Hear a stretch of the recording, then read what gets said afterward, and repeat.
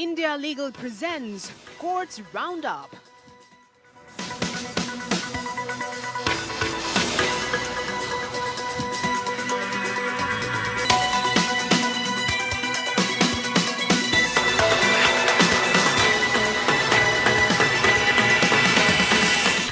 Doctor ortho Ayurvedic oil and capsule, अब दर्द भी घुटने टेकेगा। एसआईआर पर सुप्रीम कोर्ट का बड़ा फैसला, कहा एसआईआर है वैध, चुनाव आयोग को वोटर लिस्ट बदलने का पूरा अधिकार। ऑनलाइन गेमिंग के दाव पर 28% जीएसटी वैध, सुप्रीम कोर्ट ने कहा पैसा लगाने पर स्किल गेम भी जुआ माना जाएगा। गेमिंग कंपनियां सिर्फ मध्यस्थ नहीं, सप्लायर हैं। तलाकशुदा बेटी को पेंशन से रोकना भेदभाव है, मध्य प्रदेश हाईकोर्ट का फैसला, तलाकशुदा विवाहिता बेटी में फर्क नहीं। 9 साल से बंद विचाराधीन कैदी को मिली जमानत, सुप्रीम कोर्ट ने माना कि अनुच्छेद 21 के अधिकार का है उल्लंघन, कहा निश्चित काल तक जेल में नहीं रख सकते।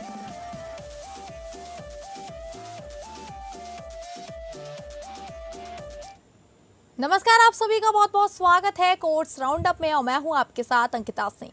अगले आधे घंटे हम सुप्रीम कोर्ट, हाई कोर्ट और तमाम निचली अदालतों की खबरों को आपके सामने रखेंगे। तो शुरू करते हैं courts roundup. India Legal presents Courts Roundup.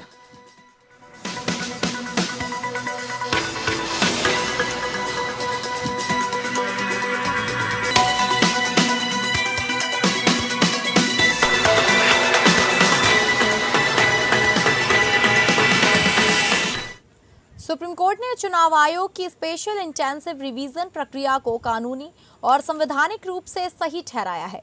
Court ने कहा कि एसआईआर निष्पक्ष और स्वतंत्र चुनाव की संवैधानिक जरूरत को आगे बढ़ाता है। चीफ जस्टिस सूर्यकांत और जस्टिस जय माल्या बागची की पीठ ने जून 2025 में बिहार में शुरू की थी एसआईआर को चुनौती देने वाली सभी याचिकाएं खारिज कर दी। कोर्ट ने माना कि चुनाव आयोग को संविधान के अनुच्छेद 324 और जन प्रतिनिधित्व अधिनियम 1950 की धारा 21(3) के तहत एसआईआर कराने का पूरा अधिकार है। फैसला सुनाते हुए सीजेआई सूर्यकांत ने कहा कि जब कानून खुद किसी भी समय विशेष पुनरीक्षण की इजाजत देता है तो एसआईआर को सिर्फ इसलिए अवैध नहीं कहा जा सकता कि वह सामान्य प्रक्रिया से अलग है। एसआईआर जन प्रतिनिधित्व अधिनियम या नियमों की जगह नहीं लेता, बल्कि अनुच्छेद 324 के तहत मिले संवैधानिक दायित्व को पूरा करता है। कोर्ट ने माना कि एसआईआर का मकसद निष्पक्ष चुनाव सुनिश्चित करना है। चुनाव सिर्फ मतदान पर नहीं, बल्कि मतदाता सूची की सटीकता और विश्वसनीयता पर टिका है। आयोग ने कहा था कि 40 साल से एसआईआर नहीं हुआ, बड़ी संख्या में नाम जुड़े हटे, शहरीकरण और पलायन से डुप्लीकेट नाम बने। एसआईआर इन्हीं खामियों को दूर करने के लिए है। याचिकाकर्ताओं ने दलील दी थी कि प्रक्रिया जन प्रतिनिधित्व अधिनियम और वोटर रजिस्ट्रेशन नियमों के खिलाफ है। कोर्ट ने इसे खारिज किया। कोर्ट ने कहा कि मतदाताओं से दस्तावेज मांगना नागरिकता की धारणा को खत्म नहीं करता, यह सिर्फ मौजूदा एंट्री की पुष्टि या सुधार का तरीका है। नागरिकता की धारणा बनी रहती है, लेकिन सत्यापन हो सकता है। लाल बाबू हुसैन केस का हवाला भी खारिज हुआ। कोर्ट ने कहा कि वह फैसला सिर्फ प्रत्यात्मक निष्पक्षता पर जोर देता है, सत्यापन को नहीं रोकता। नागरिकता की धारणा खंडन योग्य है।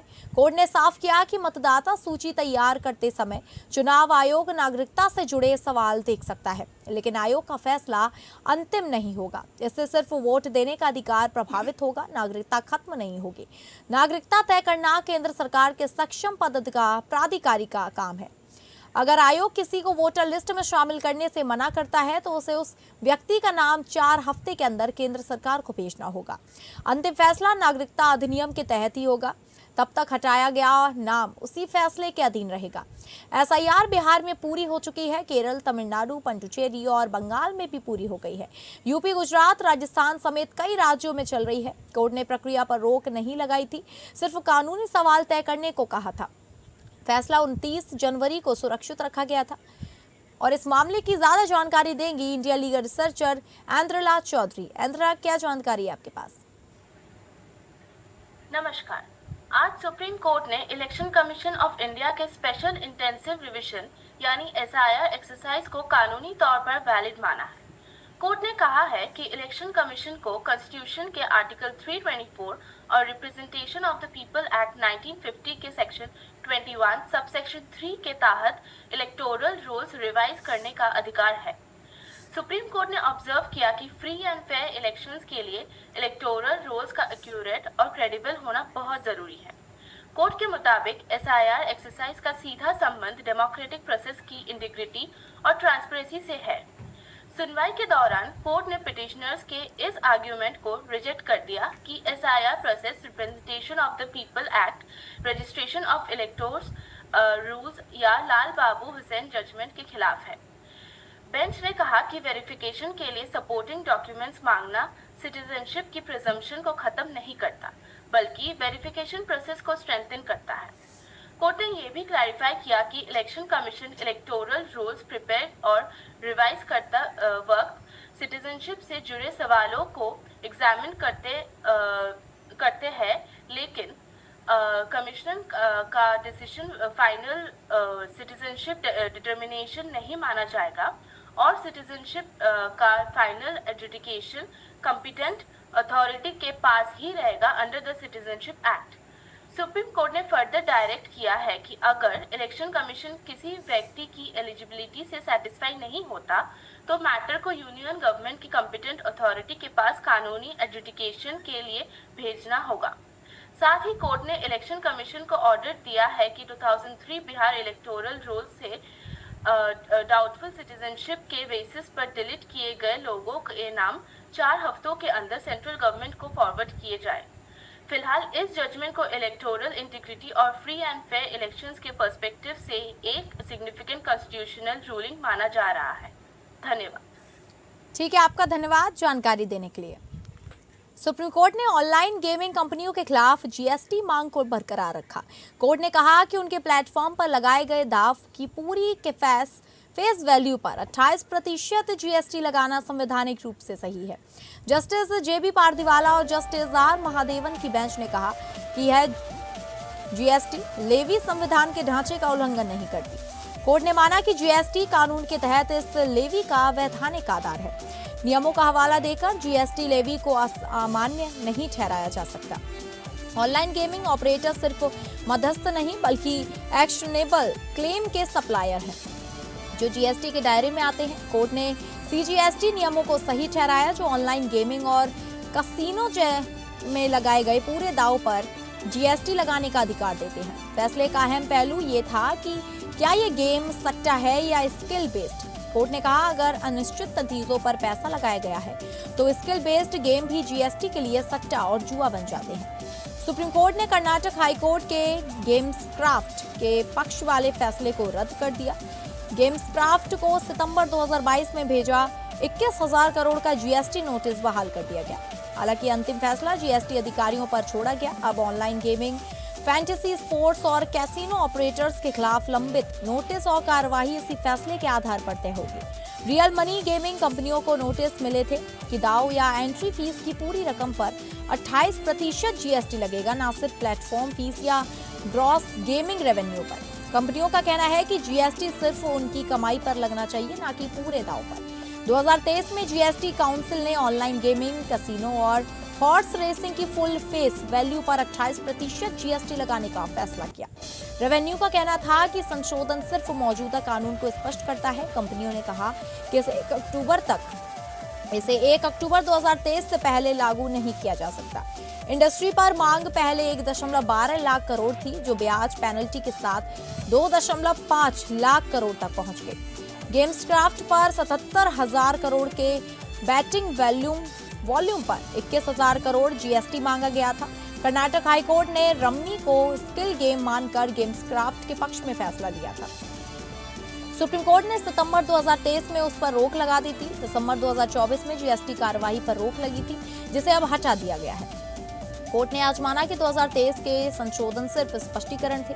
यह फैसला रियल मनी गेम्स पर बैन वाले कानून को चुनौती देने वाली याचिकाओं पर भी असर डाल सकता है।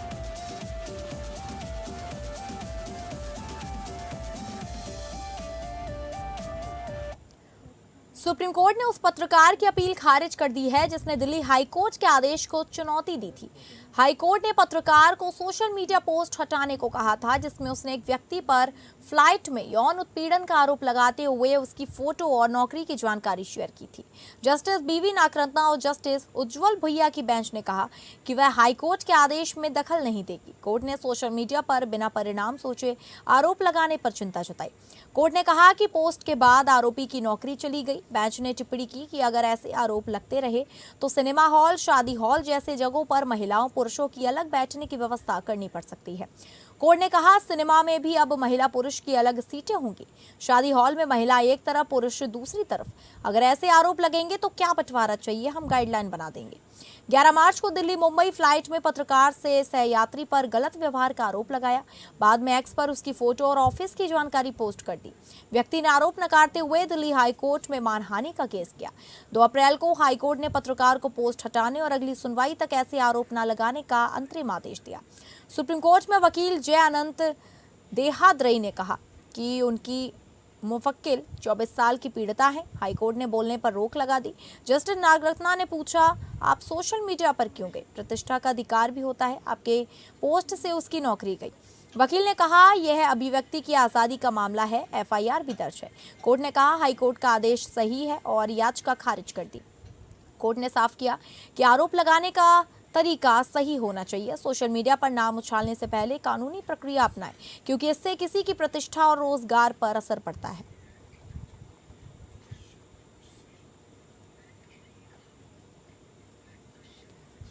एनएसईएल घोटाले में हरियाणा की एक जमीन की नीलामी पर सुप्रीम कोर्ट ने कड़ी नाराजगी जताई। कोर्ट ने बॉम्बे हाई कोर्ट के फैसले पर रोक लगाने से इनकार कर दिया। सुप्रीम कोर्ट ने कहा कि करीब 100 करोड़ की संपत्ति को संदिग्ध तरीके से सिर्फ 10 करोड़ में बेच दिया गया। चीफ जस्टिस सूर्यकांत और जस्टिस जय माल्या बागची की bench valuer company Quikr realty की याचिका सुन रही थी। बॉम्बे हाईकोर्ट ने इस कंपनी को 5 साल के लिए ब्लैक लिस्ट कर दिया था। सुनवाई में सीजीआई ने कहा 100 करोड़ रुपए की संपत्ति 10 करोड़ में बेच दी गई और खरीदने वाली उस इलाके का बिल्डर था। आप किस आधार पर यहाँ आए हैं? हरियाणा में 35 करोड़ जमीन की शुरुआती कीमत 74 करोड़ से ज्यादा थी। बाद में नई रिपोर्ट में इसे खेती की जमीन बताकर कीमत 10 करोड़ रुपए कर दी गई और उसी दाम पर नीलाम कर दिया गया। बॉम्बे हाईकोर्ट ने कहा था कि जमीन रिहायशी इलाकों में थी, फिर भी उसे गलत तरीके से कृषि भूमि बताया गया। कोर्ट ने इसे घोटाले के अंदर घोटाला कहा था। जस्टिस बागची ने पूछा कि सिर्फ बिल्डिंग लाइसेंस खत्म होने से रिहायशी जमीन खेती कैसे हो गई? कोर्ट ने कहा कि रिकॉर्ड से गंभीर गड़बड़ियां दिख रही हैं। सीजीआई सूर्यकांत ने एमपीआईडी कोर्ट्स पर भी सवाल उठाए। उन्होंने कहा कि एक केस में सुप्रीम कोर्ट के स्टे के बावजूद सेल डीड जारी कर दी गई। इसे उन्होंने गंभीर भ्रष्टाचार बताया। अंत में क्विकर रियल्टी ने अपनी याचिका वापस लेकर हाईकोर्ट में पुनर्विचार याचिका दाखिल करने की इजाजत मांगी। सुप्रीम कोर्ट ने याचिका वापस लेने दी, लेकिन हाईकोर्ट के ब्लैकलिस्ट आदेश पर रोक लगाने से साफ मना कर दिया।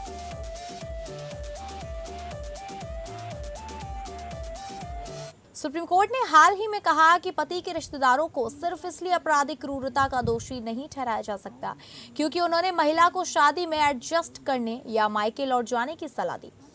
जस्टिस संजय करोल और जस्टिस एन कोटेश्वर सिंह की बेंच ने कहा कि भले ही ऐसा व्यवहार नैतिक रूप से गलत हो, लेकिन इसे अपने आप अपराध नहीं माना जा सकता। कोर्ट ने मध्य प्रदेश के एक वैवाहिक विवाद में ससुराल पक्ष के खिलाफ दर्ज क्रूरता, घरेलू हिंसा और दहेज उत्पीड़न के केस को रद्द करते हुए यह टिप्पणी की। कोर्ट ने पाया कि पति के रिश्तेदारों पर लगाए गए आरोप अस्पष्ट, सामान्य और ठोस सबूत के बिना थे। कोर्ट ने कहा कि ससुराल वालों पर कोई खास घटना, मारपीट, दहेज की गैर कानूनी मांग या सीधी भागीदारी का आरोप नहीं था। सिर्फ यह कहना कि परिवार ने पति का साथ दिया, दखल नहीं दिया या शिकायतकर्ता को एडजस्ट करने को कहा, अपने आप आपराधिक जिम्मेदारी नहीं बनाता। भले ही कुछ रिश्तेदार मूक दर्शक बने रहे, ऐसा आचरण नैतिक रूप से गलत हो सकता है, लेकिन जब तक उनकी सक्रिय मिलीभगत साफ ना हो, यह अपराध नहीं बनता। कोर्ट ने 25 मई के फैसले में कहा 2019 की शादी के बाद महिला ने पति, सास, देवर, ननंद और जेठानी पर दहेज के लिए प्रताड़ित करने का आरोप लगाया था। पुलिस ने आईपीसी की धारा 498A, 34 और दहेज निरोधक कानून की धारा 3-4 के तहत एफआईआर दर्ज की। महिला ने अलग से घरेलू हिंसा का केस भी किया। गुना कोर्ट ने सभी पर केस चलाया। हाईकोर्ट ने केस रद्द करने से इनकार कर दिया तो रिश्तेदार सुप्रीम कोर्ट पहुंचे। कोर्ट ने पाया कि मारपीट, धमकी और उत्पीड़न के ज्यादातर आरोप पति पर थे। ससुराल वालों के खिलाफ आरोप सामान्य थे और कोई खास भूमिका नहीं बताई गई। पत्नी मुख्य रूप से पति के साथ श्योपुर में रहती थी, जबकि ससुराल वाले शिवपुरी में अलग रहते थे। इससे लगातार प्रताड़ना का दावा कमजोर हुआ। कोर्ट ने यह भी नोट किया कि सुनवाई के दौरान पति पत्नी का तलाक हो चुका है, ऐसे में ससुराल वालों पर घरेलू हिंसा का केस चलाना बेमतलब है। कोर्ट ने चेताया कि रिश्ते बिगड़ने पर गुस्से में पूरे परिवार को केस में घसीटना आम है, लेकिन आपराधिक कानून को निजी शिकायत या बदला लेने का हथियार नहीं बनाने देना चाहिए।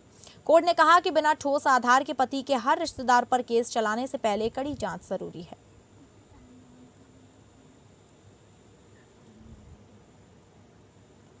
सुप्रीम कोर्ट ने 9 साल से जेल में बंद एक विचाराधीन कैदी को जमानत दे दी है। कोर्ट ने कहा कि इतने लंबे समय तक जेल में रखना संविधान के अनुच्छेद 21 के तहत मिले जीवन और व्यक्तिगत स्वतंत्रता के अधिकार का उल्लंघन है। जस्टिस जेवी पारदीवाला और जस्टिस केवी विश्वनाथन की बेंच ने साफ कहा कि किसी भी विचाराधीन कैदी को अनिश्चित काल तक जेल में नहीं रखा जा सकता। याचिकाकर्ता विक्की यादव उर्फ विकास यादव पर हत्या का केस था। इलाहाबाद हाईकोर्ट ने उसे जमानत देने से इनकार कर दिया था। याचिकाकर्ता के वकील ने सुप्रीम कोर्ट को बताया कि वह 9 साल से ज्यादा समय से जेल में है और मुकदमा अब अंतिम चरण में है। इसी केस के सह आरोपी को 29 अप्रैल को ही कोर्ट से जमानत मिल चुकी है। जमानत देते हुए सुप्रीम कोर्ट ने कहा कि इलाहाबाद हाईकोर्ट ने एक्स बनाम राजस्थान राज्य 2024 केस में दिए फैसले को गलत समझा। उस बेंच में जस्टिस पारदीवाला भी थे। हाईकोर्ट ने मान लिया कि हत्या जैसे गंभीर मामलों में एक बार फिर ट्रायल शुरू होने के बाद जमानत नहीं देनी चाहिए और केस को अंजाम तक पहुंचाने देना चाहिए। सुप्रीम कोर्ट ने कहा कि हाईकोर्ट इस फैसले का असली मकसद समझने में चूक गया। कोर्ट को विचाराधीन कैदी के जल्दी सुनवाई के अधिकार को भी देखना चाहिए था। एक्स बनाम राजस्थान केस क्या था? वह फैसला रेप केस से जुड़ा था जिसमें आरोपी को जमानत मिली थी। तब कोर्ट ने कहा था कि आमतौर पर ट्रायल शुरू होने के बाद गंभीर अपराधों में जमानत नहीं दी जानी चाहिए, लेकिन साथ ही यह भी जोड़ा था कि अगर आरोपी की गलती के बिना ट्रायल में बेवजह देरी हो रही है तो उसके जल्दी सुनवाई के अधिकार की रक्षा हर हाल में होनी चाहिए। कोर्ट ने उसे अनुच्छेद 21 का गंभीर उल्लंघन बताया था। सुप्रीम कोर्ट ने कहा कि अपराध कितना भी गंभीर हो, अगर आरोपी बिना गलती के सालों जेल में है और जल्दी सुनवाई से वंचित है तो उसे सह आरोपी को मिली जमानत के आधार पर भी अनिश्चित काल तक बंद नहीं रखा जा सकता। 2024 के फैसले के सिद्धांत को हर केस के तथ्यों के हिसाब से लागू करना होगा। कोर्ट ने कहा अगर कोई आरोपी 9 साल से ज्यादा समय से विचाराधीन कैदी के तौर पर जेल में है तो वह जमानत का हकदार है। यह अनुच्छेद 21 के तहत उसका अधिकार है जिसका उल्लंघन हो रहा है।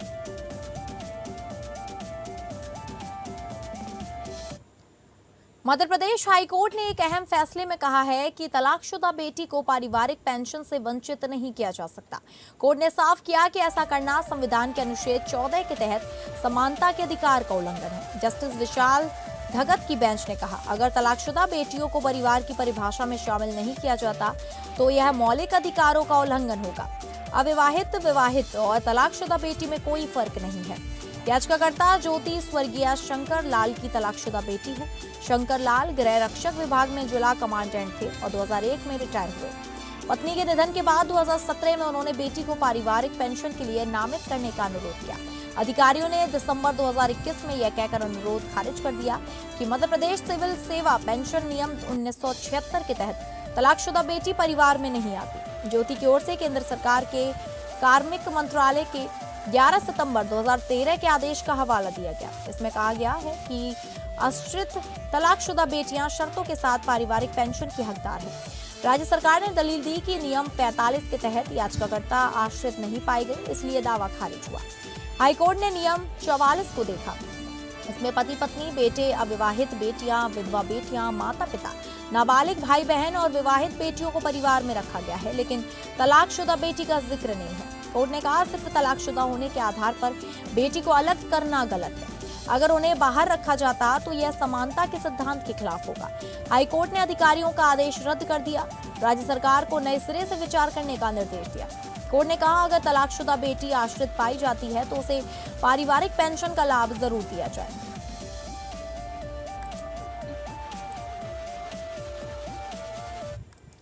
तो फिलहाल कोर्ट्स राउंड में बस इतना ही। नमस्कार। India Legal presents Courts Roundup.